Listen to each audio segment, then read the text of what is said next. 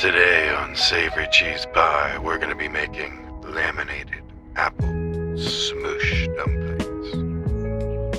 Now I'm going to be real, you need about 14 sticks of butter for this recipe.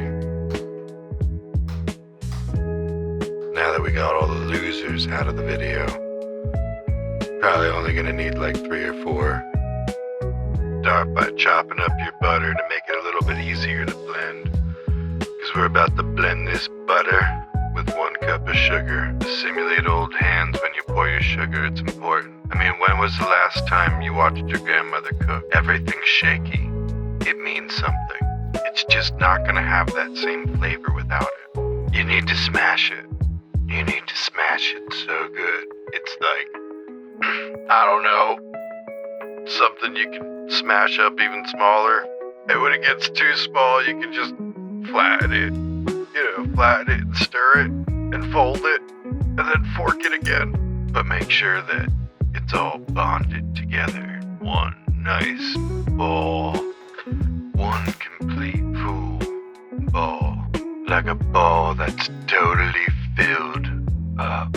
And then once the ball can't get any fuller, rip it up into 2 balls, and then from 2 balls to 3 balls until you have 3 balls of equal shape and size. And you might be thinking those are just balls of butter. They're balls of butter and sugar. It's a hell of a lot worse.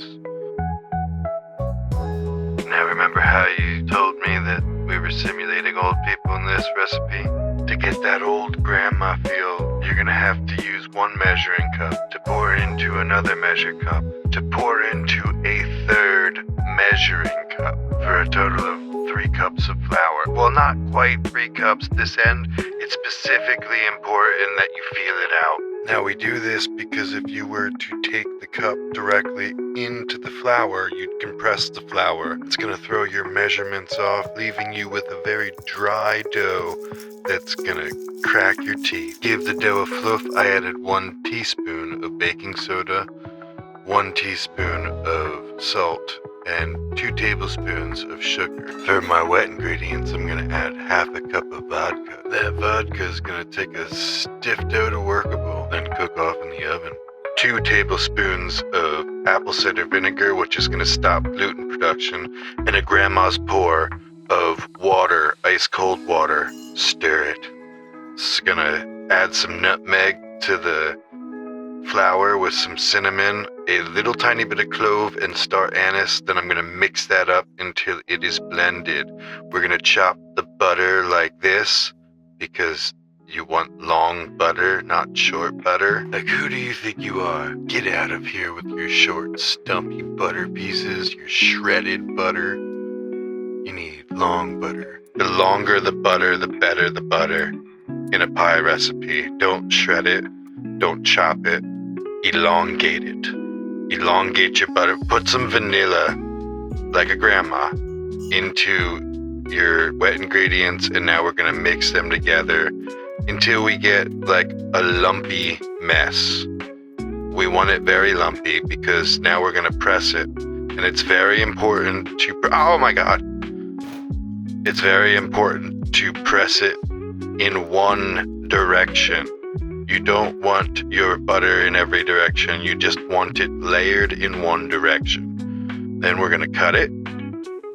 This is how we're going to laminate our dough, by basically pressing it back on top of each other with the crumbs that are left in the bowl. Now it should be very, very dry at this point. Like, incredibly dry. Now this is one hell of a process. In fact, most of this recipe is just preparing the dough. We're gonna cut and, I guess, fold. I don't consider it a fold because we cut it, but cut and fold it about 3 times, 4 if you really want thin layers. I'm gonna warn you now. I mean, it's kind of one of those taste the honey situations. Once you make this, you're gonna have friends asking you, you're gonna have partners asking you. You're never not gonna be able to make it because this is probably one of the best doughs you'll ever make. Once we're finished laminating, we're gonna wrap it up with some saran wrap and pop it in the fridge for about an hour. And if I'm being completely honest, you probably just shouldn't make this. This is a lot of butter, this is a lot of sugar, this is a lot of time. I mean, it's amazing. It's definitely amazing, but is it worth it? Is it worth it to never experience apples and dough in the same way ever again? I don't know. Is it worth it to go out to a restaurant and be like, that was crap, I can do it better myself at home? Because that's what you'll start feeling like when you really learn how to cook at home. You'll go out and you'll be like, I do better. And that's dangerous for society. We're going to be adding a pinch of saffron, a shake of cinnamon,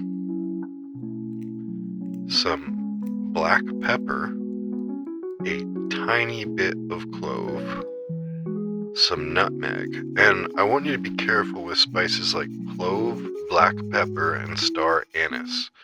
They can really take over a dish quickly.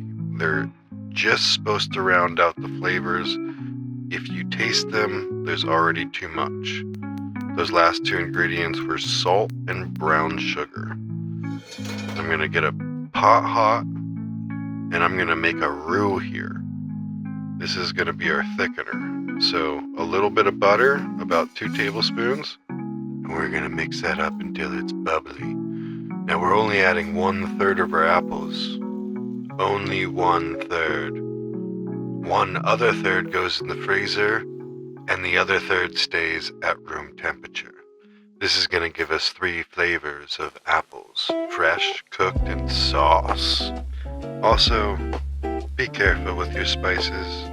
Add them in slowly by taste.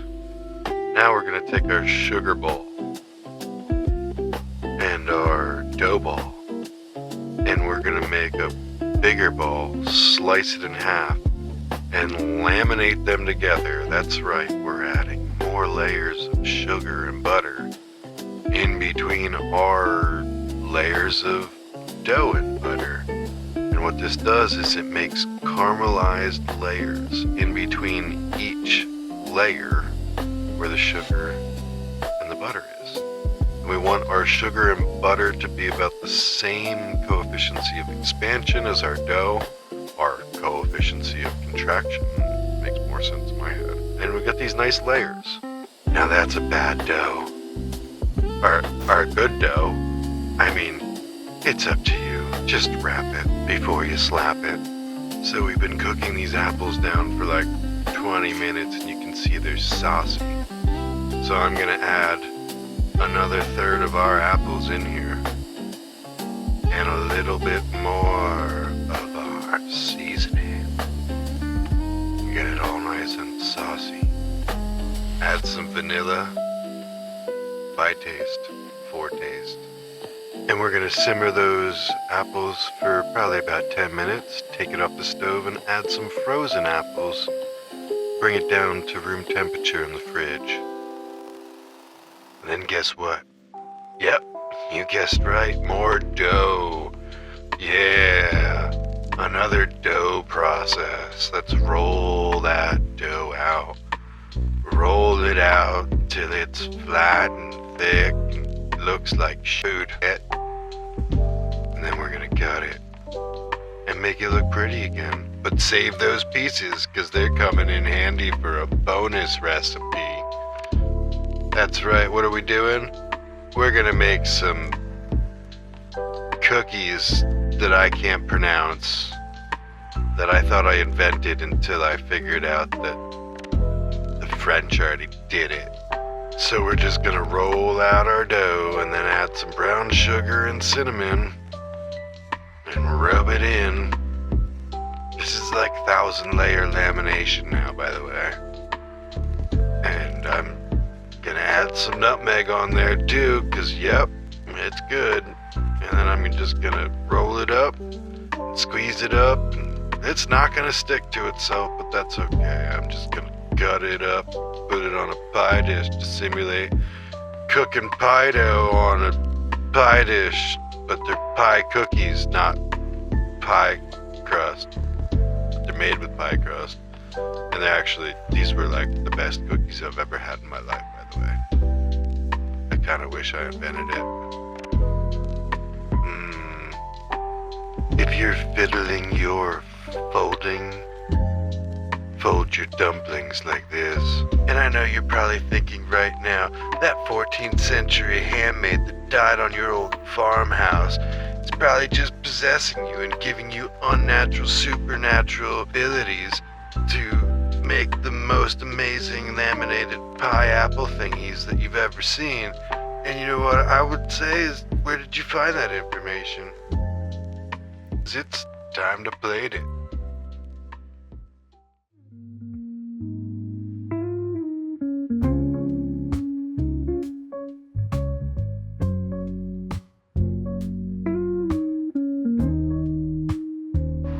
It tastes like an apple pie, but like there's just more. Everything's just a lot more round.